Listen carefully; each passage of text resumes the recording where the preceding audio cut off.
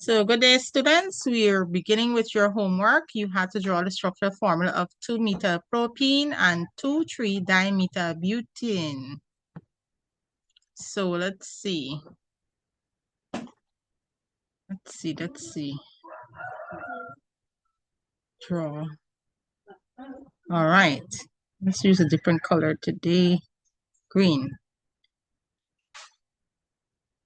So we're doing methyl-propene, 2-methyl-propene, right? So on which carbon will we find the branch for B?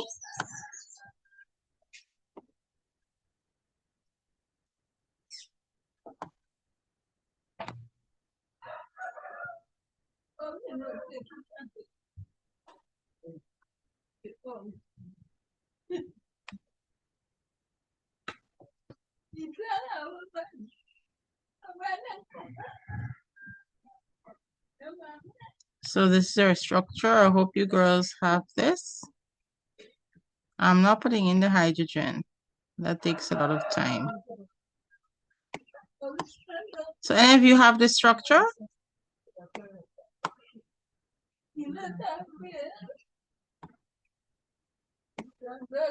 Girls. And we started and we didn't pray. All right, let's pray. Our loving Father in heaven, we're thankful for life. And even now as we're about to get into yet another session of study, I pray that you'll be with these students, dear Lord. Help them to remember the content and moreover to apply it in their exams. We pray that you'll continue to help them in their preparations and grant them, dear Lord, that they may have success in their exams. Help them not to be nervous and to panic, but to know that you are in control. And once they put in the work, you will bless their efforts. Help me even now that I may be clear in my explanations and be able to guide these students so that they can have passing grades to further their studies. We thank you for what you're going to do for us. Bless and keep us even now, we pray. In Jesus' name, amen. All right, so yeah, girls, were you able to get this? Come on, ladies, say something. This is B here. B. Girls? So we have butane. No, all right, this is 2,3-dimethyl-butane. All right, so we have two branches, right? So we have two. So there's a branch on the second carbon.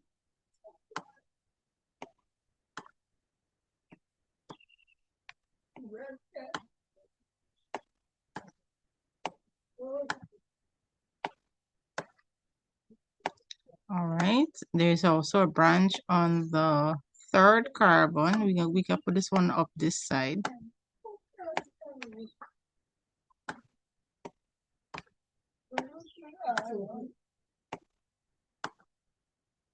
And we know it's butane, all single bonds there, right? Girls, y'all ain't talking to me. Why y'all not talking to me? Is my mic on? Let me see. Yes, my mic is on.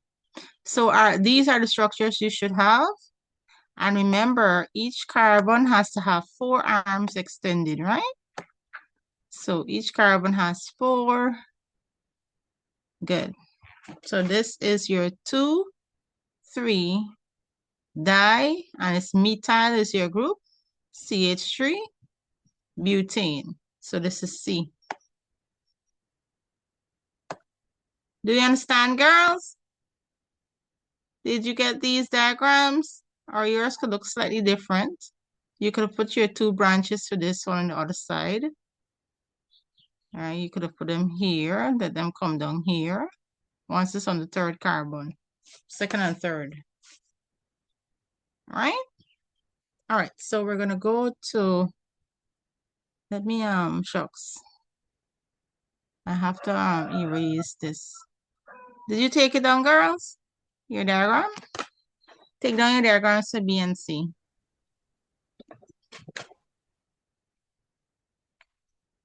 Do we have any questions on naming and drawing these structural formula? I am going to send you some homework from a past paper question for you to do for tomorrow's class, and we'll start with reviewing our homework. All right, all you need is some practice. You must go forward. Gotta go forward, girls. We got a lot of content to cover. Whatever we cover, we cover. But if you girls, when exam starts, and if you're available, we can get some work done. Even if it's like a one session, a half an hour, I think we should try and push in that half hour. Y'all gonna let me know though when your timetable is given to you. But anyway, I sent you the timetable in the group. I hope you. Which is our day for chemistry? I didn't check. 16. 16. That's just now. Wow. And when is paper one? So paper two is the 16th. Paper 2 is 16th of next month. The 16th, you said? Yeah, next month. Yeah, I know it's gonna be me. Yeah, we gotta do some serious revision, man. All right, yes, I have the table here, the timetable. All right, so we stopped at naming the branch compounds.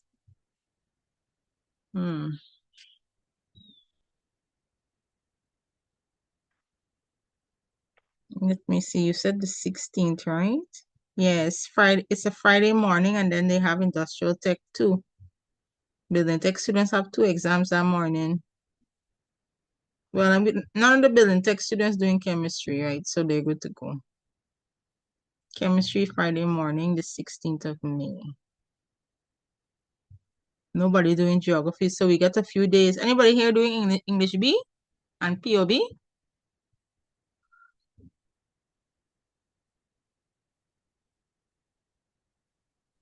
Yes, miss.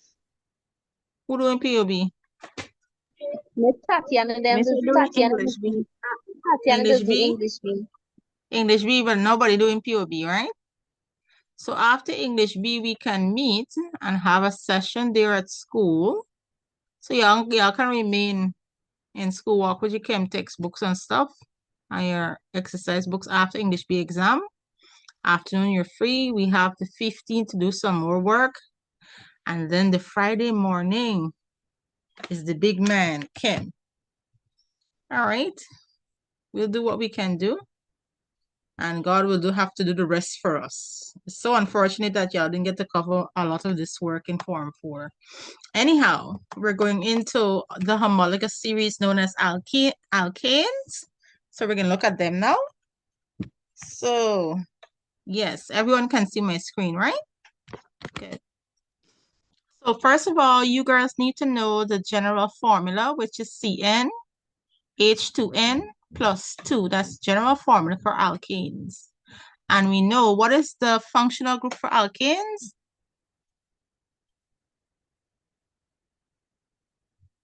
What is the functional group for alkanes?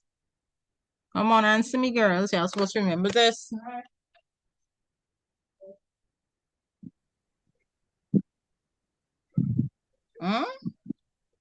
What is the functional group for alkanes? How do you know you're looking at an alkane? You have these 3 structures here. How do you know? It's what? A carbon to carbon single bond. That is the functional group. Good. So alkanes contain only single bonds between their carbon atoms. That's the first thing. And alkanes with 4 or more carbon atoms show structural isomerism. And what is structural isomerism? Can anyone remember? We dealt with this yesterday.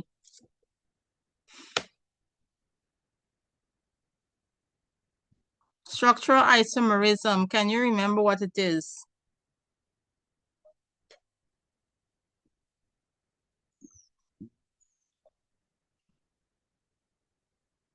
Structural isomerism is the occurrence of 2 or more isomers with the same molecular formula, but a different structural formula. We looked at that.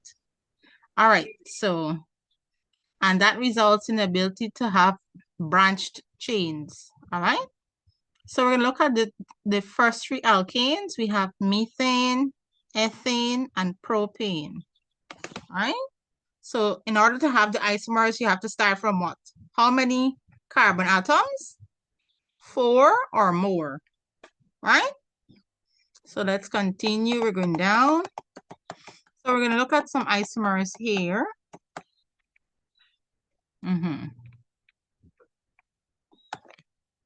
So we have the isomers of alkanes with 4, 5, and 6 carbon atoms, and look at how their structures are and how they are drawn, right? So we have butane. One isomer for butane is 2-methyl-propane. You learned how to name these compounds, right? Then we have pentane. Pent meaning we have 5 carbons. We have 2 isomers here, 2-methyl-butane and 2,2-dimethyl-propane, because we see where the branches are, right? Any questions so far? No. All right, I think that's straightforward. Then we go on to hexane having, here we see 4 isomers. We have 2-methyl-pentane, 3-methyl-pentane. That's a change in the position of the branch, the methyl branch. Then we have 2,2-dimethyl-butane. And then we have 2,3-dimethyl-butane. So remember the numbers tell you where the branches are, and sometimes they can indicate where you might have a double bond too in the cases of alkenes.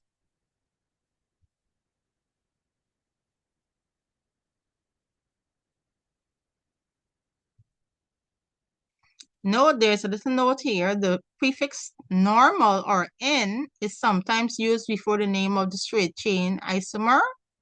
For example, the straight chain isomer of butane is sometimes called normal butane, right? Or N-butane.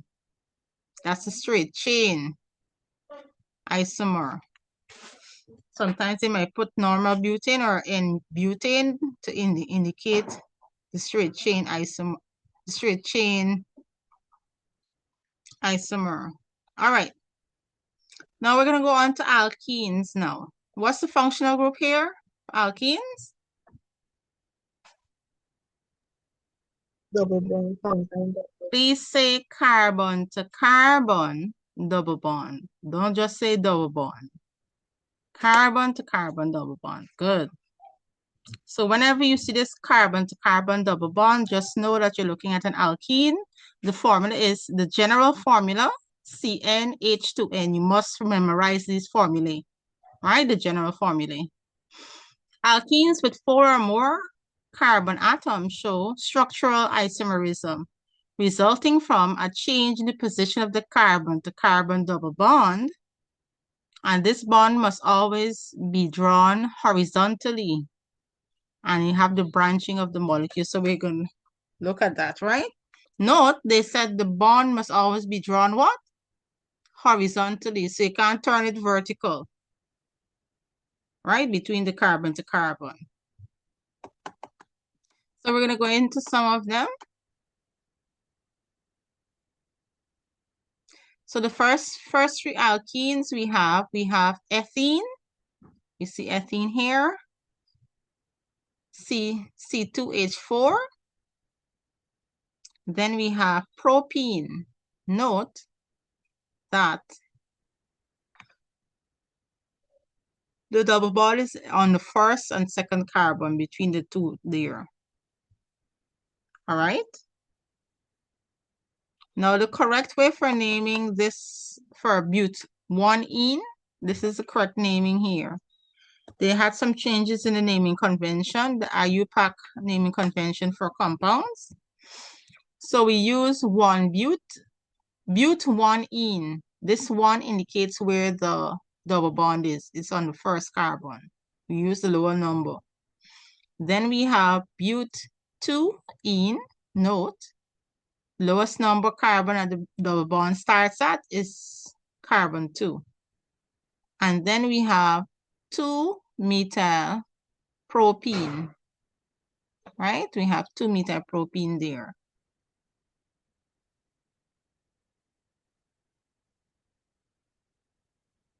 All right. Then we go on to the unbranched isomers of pentene and hexene. All right, so the difference here with pentene, do you see the position of the double bond? Pent 1-ene is at the end there. And then we change the position of the double bond in pent 2-ene. And then again, we can have hexene. We're going to now notice the change in the position of the double bond. Hex 1-ene, hex 2-ene, and hex 3-ene. That's the name of the compound, right? Y'all notice the change in the position of the double bond and how we're naming these compounds? All right, you had to do hex 3-ene. We did that. Look at there, the change in the double bond. The lower number we take 1, 2, hex 2-ene, and 1, hex 1-ene for this one. Good. Any questions there? No, miss. All right, I think that's straightforward. I gotta give you all some practice questions for homework. We can't go into practice questions now. We gotta run through this content fast. All right, so let's continue. Then we have to go on to alcohols. Note the general formula for alcohols. CN, H2N. N represents any number here. It can be from 2 going up, right? CnH2n plus 1, right? And we have the OH, the hydroxyl group. So this is our functional group, or we can represent it as R-OH. All right, so the alcohols have the hydroxyl group, which is the OH, as their functional group. Alcohols with 3 or more carbon atoms show structural isomerism resulting from a change in the position of the hydroxyl group, or we can have branching of the molecules. All right, they give a little instruction on how we name here. To name the unbranched isomers of alcohols, we number the carbon atoms in the longest continuous chain from the end that is closest to the hydroxyl group. Then you indicate the position of the group using the number of the carbon it is bonded to. And for branched isomers, these are named following the guidelines given before, but using the ending anol. All right, so you learned how to name branched isomers. All right, so methanol, meth, we know it's 1 carbon. And we have the hydroxyl group, methanol. Then we have ethanol, 2 carbons, and the hydroxyl group, along with their hydrogens that are bonded. Here, we have prop-1-ol, propan-1-ol. Note what they do there, right? The propan comes first, then the 1, then the ol. The naming convention for the second one, you see the OH has changed to the second carbon here. See where it is here? It's on the second carbon. So we have propan-2-ol, right? They do accept the 1 propanol and the 2 propanol though. For the names. Those are old names though, the old naming convention. Anyhow. Take off my Good. Then we have but-1-ol, butane-1-ol, butane-2-ol. Note the position of the hydroxyl group. Then we have pentane-1-ol, pentane-2-ol, pentane-3-ol. Right? That's simple. Any questions there? You see the repositioning of the hydroxyl group and how we name the compounds.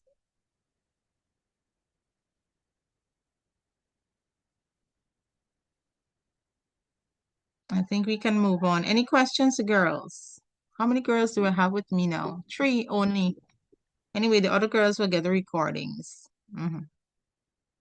Because Nikisha told me she wouldn't be here today. Not sure what happened with the other girls. All right, so we go on to alkanoic acids now. These guys are slightly different. Notice we have the COOH, the carboxyl group, as the functional group. So the general formula is CnH2n plus 1, and we have the carboxyl group, COOH. So once we see the COOH, we're talking about an alkanoic acid or a carboxylic acid. So we're going to look at some names and formula of the first 6 alkanoic acids. Note we have methanoic acid. Meth, we know we have 1 carbon. Ethanoic acid. Look at propanoic acid, butanoic acid, pentanoic acid, and hexanoic acid. Good. So I think we have come to the end of chapter questions here now. So you have some questions you can try there. Let me see these here. All right, let's try question 7. Name the homologous series to which each of the following compounds belongs and name each compound. Right? So here, for this question here, you need to be able to draw the compound. Right? So let's go. What is the homologous series for A? And we're going to draw A.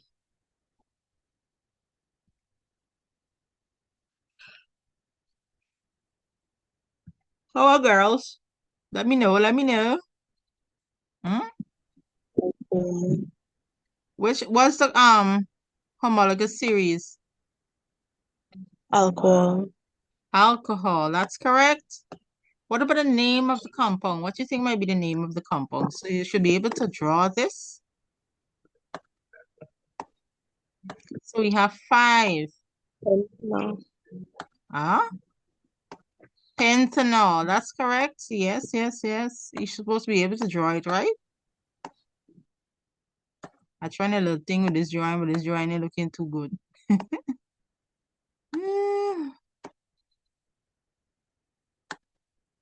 All right. So we know we can get the O and the H here.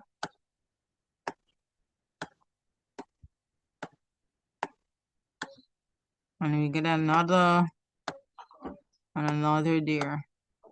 So when we add up, you're supposed to get 11 hydrogen separate from the OH, right?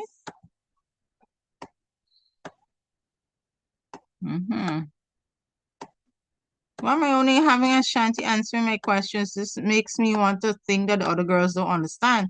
So 1, 2, 3, 4, 5, 6, 7, 8, 9, 10, 11. And then we have the OH, right? So this is what pentanol looks like. Who said the answer just now? Shania. Shania. Yeah, Shania is the one. I'm saying that Shania is the one that's answering most of the questions. What about the other girls? Let me have somebody else answer this one. This one is saying we have 2 carbons. You draw it first. Let's see. 1, 2, 3, 4, 5, 6. Name this compound for me. And which homologous series is it? Who's gonna answer for me? Look, you draw it, right? If you're not too sure, you don't know what exactly it's gonna look like, draw the structure. So what is the functional group here? Anybody besides Shania? Because Shania answering AMBA questions makes me wonder if the others don't understand.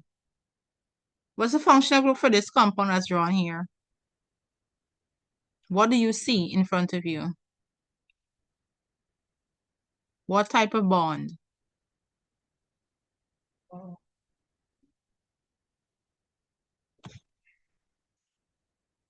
Come on, girls, I'm waiting for responses. You're going to be able to answer these questions. So when you're on the exam, who's going to help you out?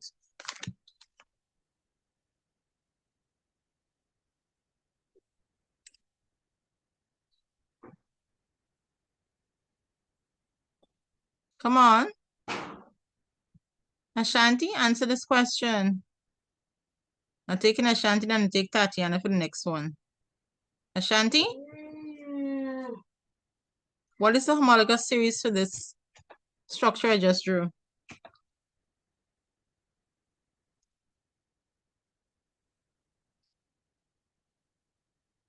Ashanti? Ashanti is not in the meeting? Tatiana, go ahead and answer this question because I'm not going to wait on Ashanti to come back from wherever she is. Tatiana?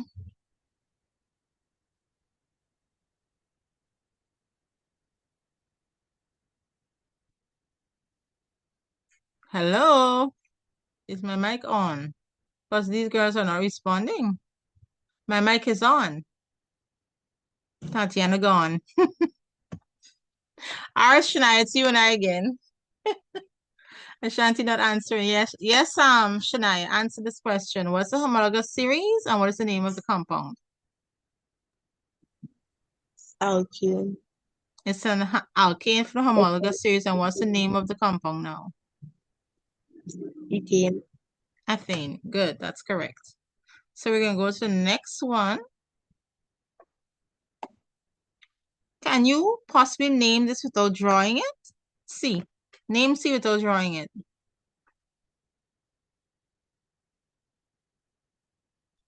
Ethanoic acid. That's correct. And name the next compound. You might want to draw the other one if you're not too sure what it looks like. So let's draw it. 1, 2, 3, 4. Now, based on how these guys are, I'll know if I have to put in a double bond or not. So this is 3, 4, 5, 6, 7, 8, 9, 10. So there's a double bond somewhere. So we have 8, right? So we have 1, 2, 3, 4, 5, 6, 7, 8. Yes. So we have C4H8. So this is what our compound looks like. Right? So name the homologous series for me and name the compound. Alkene. It's an alkene. And what about how I put the double bond? Name this compound. Butene. All right. So it's going to be butene. That's correct. Doing a good job, Shania. I'm not too sure what's going to happen with the other girls. They're not responding, so I don't know if they're understanding the content well. All right. So we have like about just under 10 minutes left. Let's see what more we can get in. I'm going to give you all questions to work for homework. Past paper questions. So we got to go to sources of hydrocarbon compounds. So now we have natural sources of hydrocarbons. And what are hydrocarbons? Basically, hydrocarbons are organic compounds composed of carbon and hydrogen atoms only. When you see hydro, think of hydrogen and the carbons. So these compounds have carbon and hydrogen atoms only inside of them, right? So we know that alkanes and alkenes are both hydrocarbons. Natural sources of hydrocarbons.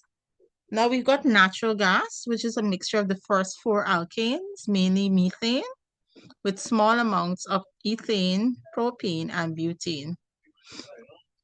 Before natural gas is sold commercially, the propane and butane are removed, leaving a mixture of methane and ethane.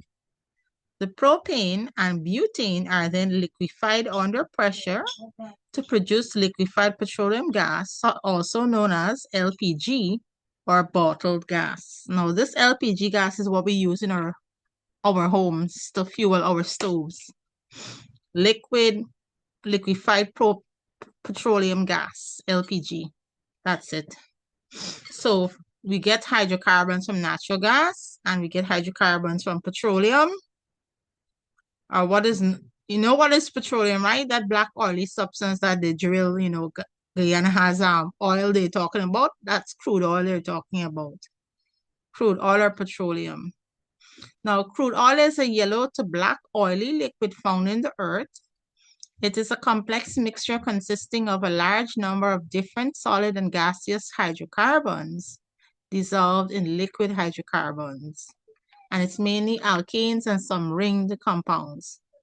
And as it is, it's not useful. So what they have to do, they have to distill it or refine the crude oil to make it useful. And they do the fractional distillation of crude oil in what is called a fractionating column or a fractionating tower. And this is what is here in this picture being displayed. Now, I'm going to go through the content, y'all gonna read it. I really don't want to be going through all the content anyhow. Basically, this gas, I think there's a diagram to show what happens with it. Yes. So this is the fractionating tower. Good. Now they feed the heated petroleum through the bottom here and they heat it. Notice it's at 400 degrees Celsius at the bottom, right? And at different levels, we call these things here that are coming off are called fractions at different levels. So as the heated petroleum boils, the different fractions come off at different temperatures. As you go higher and higher up the column, it becomes cooler. And some of these fractions are listed here. The refinery gases come off at the top, and these are used for fuel for domestic use like cooking and to manufacture various petrochemicals. Another fraction is called petrol or gasoline. This is what cars use, and aircraft and boats, they use gasoline as a fuel. We have naphtha, another one. This one is used to manufacture various petrochemicals. We have kerosene oil or paraffin oil. That's used for fuel for jet engines, cooking, heating, lighting, etc. I'm sure you've heard of kerosene lamps before. Another fraction is called diesel, right? That's diesel fuel is used for engines, example cars, trucks, buses, trains, tractors, boats, generators. We have also fuel oils for ships, factories, power stations, and also heating. And we've got lubricating oils and waxes. Now, the lower down we go down to the column it's hotter as you go down back to the bottom. And the higher up we go, it's cooler. Now we have lubricating oils and waxes. Now, lubricants in machinery and vehicle engines, right? They're used for that, used to make polishing, waxes, petroleum jelly, and candles. And at the bottom, you have what is known as bitumen or asphalt. And we know that bitumen is used for making roads, right?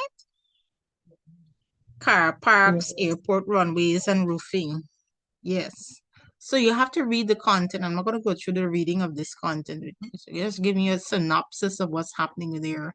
So that's what happens in the fractionating column. They heat up the petroleum oil and the fractions, they bubble through the bubble caps, and then they condense and are taken off at different levels of the fractionating column. And there you have the uses there. I think I want to stop here because our time is almost up. And you girls will rejoin. I will continue at cracking hydrocarbons. We're going to go into cracking. What is cracking? So I'm going to stop here for now. Do, do, do.